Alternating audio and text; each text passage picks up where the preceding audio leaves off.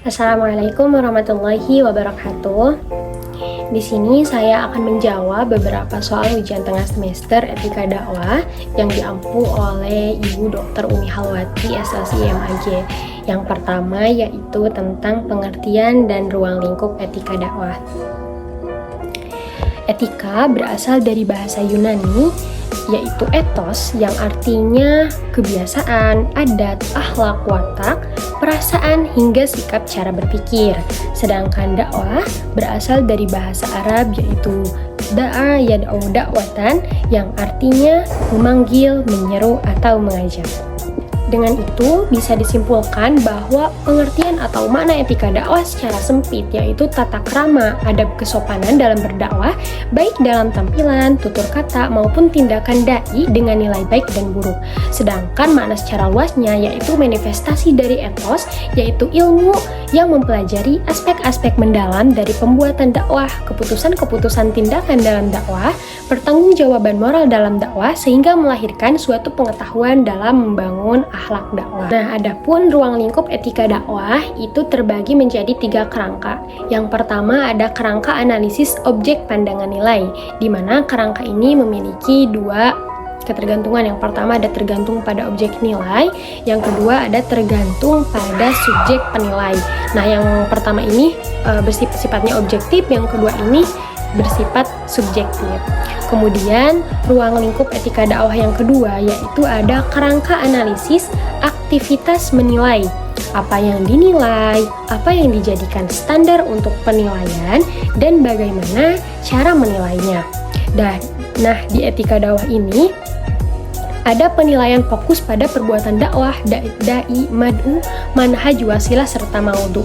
Nah, di sini pun memiliki beberapa standar. Yang pertama ada standar profesional. Nah, hal ini dilihat dari kepiawaian atau keahlian dari dai tersebut. Kemudian ada dari standar ilmu, dilihat dari wawasan dan pemahaman. Kemudian ada dari standar kepribadian dan akhlak. Nah, bisa dilihat dari tanggung jawabnya, komitmennya, keadilan, keberanian, hingga kejujurannya. Selanjutnya yaitu tentang landasan etika dakwah. Landasan etika dakwah itu ada 4. Yang pertama itu ada landasan teologis. Nah, jadi Allah Subhanahu wa Ta'ala itu sangat mencintai orang-orang yang beriman, dan tentu saja orang-orang yang beriman itu orang yang paling baik akhlaknya. Hal ini sesuai dengan Quran surah Al-Qalam ayat keempat, wa innaka la'ala khuluqin 'adzim, dan sesungguhnya kamu benar-benar berbudi pekerti yang agung. Selain dari itu, Nabi Muhammad SAW juga diturunkan ke muka bumi ini untuk menyempurnakan akhlaknya. Innama bu'itsu liutammima makarimal akhlak. Kemudian landasan yang kedua ada landasan filosofis. Nah, landasan filosofis ini menjelaskan mengapa manusia harus beretika atau bermoral gitu. Nah, manusia yang baik itu terdiri dari unsur benda hidup, nafsu, akal, dan moral. Jadi kalau misalkan tidak bermoral, berarti dia belum menjadi manusia yang baik. Kemudian ada landasan filosofis. Nah, di landasan filosofis ini perbuatan yang bernilai menjadikan kehidupan manusia juga menjadi bermakna. Nah, hidup manusia tidak hanya sekedar melangsungkan spesies, tetapi sebagaimana dapat bertanggung jawab terhadap dirinya, keluarganya, negaranya, bahkan agamanya. Nah, di landasan filosofis ini, kelebihan dan keunggulan manusia dibandingkan dengan makhluk lain dengan ada pada moralnya gitu. Nah, dari moral lah kita bisa menemukan hakikat manusia yang sesungguhnya. Selanjutnya yaitu landasan historis. Nah, jadi etika ini merupakan bagian yang integral, yang satu kesatuan dan tidak bisa terpisahkan dari bangunan filsafat ilmu dakwah, yaitu aspek aksiologi dakwah yang mengkaji tataran ilmu dalam aspek nilai dan norma-norma acuan dalam aplikasi dakwah tersebut. Dan terakhir ada landasan sosiologis. Nah, tidak bisa dipungkiri kalau misalkan kita itu makhluk sosial, jadi dari sosial itu menjadikan landasan sosiologis untuk menjadikan moral ini berlaku bagi kehidupan manusia ketika ia sedang hidup bersama-sama. Karena kebudayaan di antara mereka itu bisa tumbuh dalam hidup bersama. Yaitu ada pendekatan dan teori etika dakwah. Nah, pendekatan ini ada yang dimaksud dengan pendekatan etis. Apa itu dakwah etis? Yaitu dakwah yang menjunjung tinggi nilai-nilai etika. Nah, nilai-nilai etika ini merupakan sekumpulan nilai yang diakui dan dibenarkan karena konsep dan indikasinya telah dirumuskan dan menjadi kesepakatan para ulama gitu. Nah, kemudian ada juga teori etika yang bersumber dari ajaran Islam seperti Al-Quran, hadis, sirah nabawiyah, serta perkataan dan penafsiran para ulama. Adapun konsep teoritik nilai etis dakwah itu yang pertama ada nilai etik dakwah menurut Al-Quran dan hadis. Nah, ini terbagi menjadi beberapa cara. Yang pertama ada dakwah bil hikmah. Nah, dakwah bil hikmah ini dengan cara dakwah yang bijak, memberikan keteladanan, memperhatikan suasana, serta situasi atau keadaan mad'u gitu. Nah, hal ini dianggap relevan dan realistis sesuai dengan tantangan dan kebutuhan para mad'u. Kemudian konsep yang selanjutnya yaitu ada dakwah bil mau'idhah hasanah. Nah, dakwah ini yaitu dengan cara tutur kata yang lembut, menghindari sikap sinis dan kasar, serta tidak menyebut-nyebut kesalahan atau menghakimi orang lain. Kemudian ada dakwah bil mujadalah, yaitu dengan cara berdiskusi atau berdebat dengan prinsip si perdebatannya itu tidak merendahkan lawan, tidak menghina, tidak menghujat, dan tidak pula mengejek. Kemudian nilai etik dakwah yang selanjutnya ada dalam sirah nabawiyah. Nah, salah satu contohnya yaitu mencontoh cara Rasul berdakwah. Misalkan cara Rasul dalam merespon sebuah kemungkaran ataupun dengan cara lainnya. Intinya dengan cara melihat kisah Rasul dalam berdakwah. Kemudian ada konsep yang selanjutnya yaitu konsep teoritik nilai etis dakwah yang menurut para ulama, yaitu ada yang pertama ada menurut Yusuf Qaradawi. Nah, beliau melihat kepentingan dan kebutuhan, yaitu dengan misal menolak kemudaratan, mencegah kerusakan, lebih utamanya daripada mengejar manfaat. Kemudian memiliki dampak bahasa yang lebih ringan. Dan yang selanjutnya ada konsep teoritik etis dakwah menurut Ibnu Miskawayh, yaitu keadaan jiwa yang melakukan perbuatan tanpa pikiran dan perenungan. Selanjutnya yaitu tentang norma, bagian-bagiannya, serta urf dan kaidah dakwah. Jadi norma itu adalah aturan atau pedoman yang mengatur tingkah laku manusia dalam kehidupan bermasyarakat. Nah, norma ini terbagi menjadi 4. Yang pertama ada norma agama, norma hukum, norma kesusilaan, dan norma kesopanan.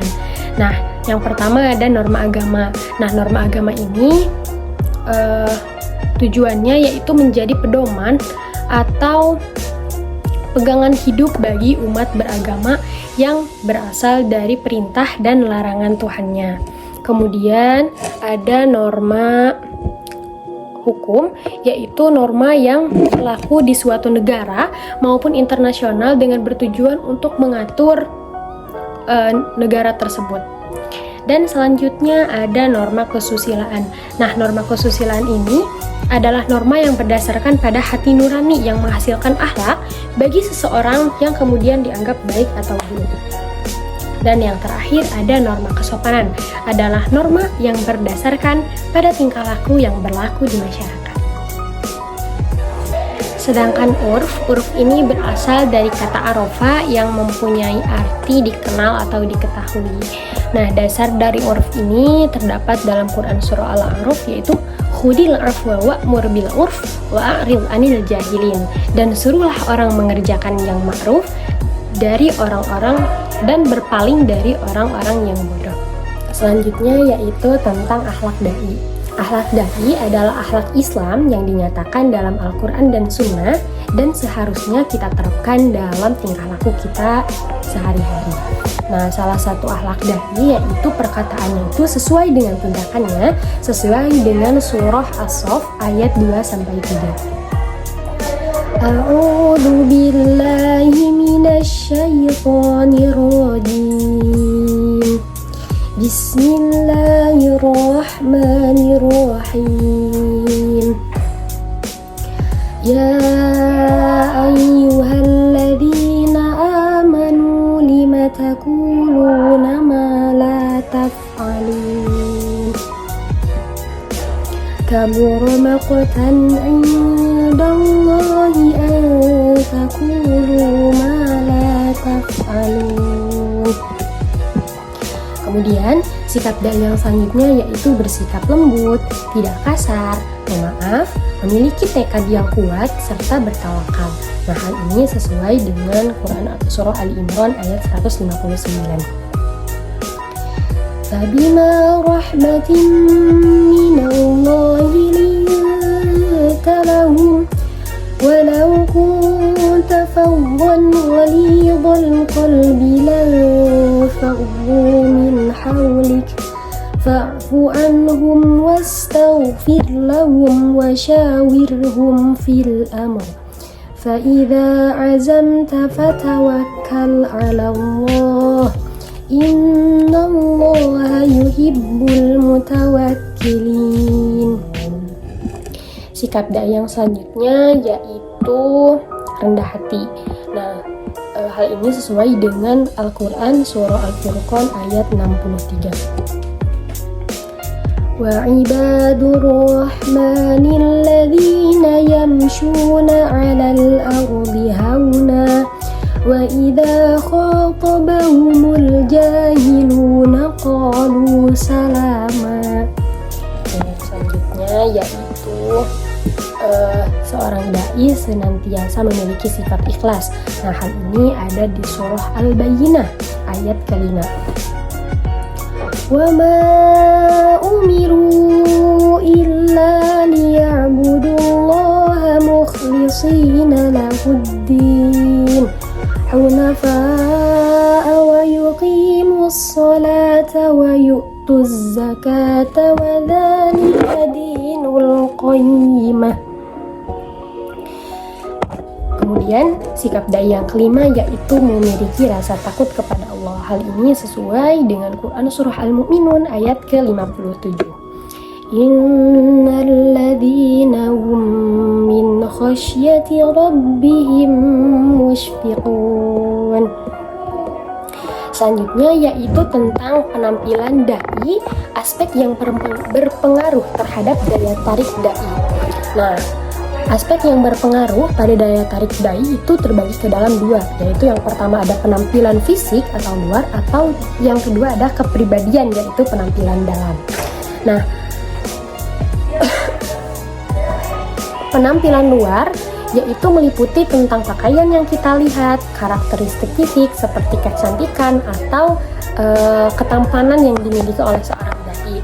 Namun sifat itu bukanlah sifat yang mutlak harus ada dalam keadaan seorang dai, karena penampilan dai yang sesungguhnya yaitu yang berada dari kepribadian dai dari dalam.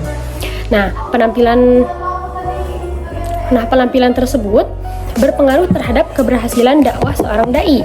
Mengapa demikian? Karena pada dasarnya manusia itu suka terhadap sesuatu yang indah dan menarik gitu.